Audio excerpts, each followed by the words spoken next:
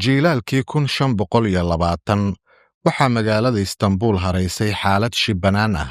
Suldaan Saliim, nin sumcad badan oo laga heybadaysto ayaa galbaday, wiilkiisa da'da yar ee Suleymaan ayaana talada dhaxlay.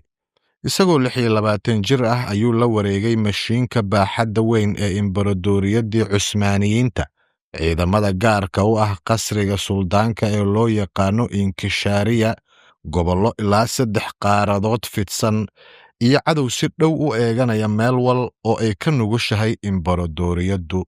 Ma badna dadka saadaalin karay sida weyn ee ninkani taariikhda raad ugu reebi doono. Hanashadiisii kursiga waxaa hareer socday odoros digtooni leh, ma sidii aabbihii buu sii wadi doonaa isballaarintii bilaa aabiga ahayd, mise wuxuu qaadi doonaa dhabbe kale. Waxaa marinada qasriga la isla dhex maray xan ku aadanayd inuu si ka duwan aabbihii Saliim yahay nin ka fiirsi badan, miisaami og dhacdooyinka, ama xitaa uu ka akhyaarsan yahay. Haddana imbaradoriyadda looma dhisin labalabayn, waxay ahayd mid uu cadow tubnaa irdaheeda.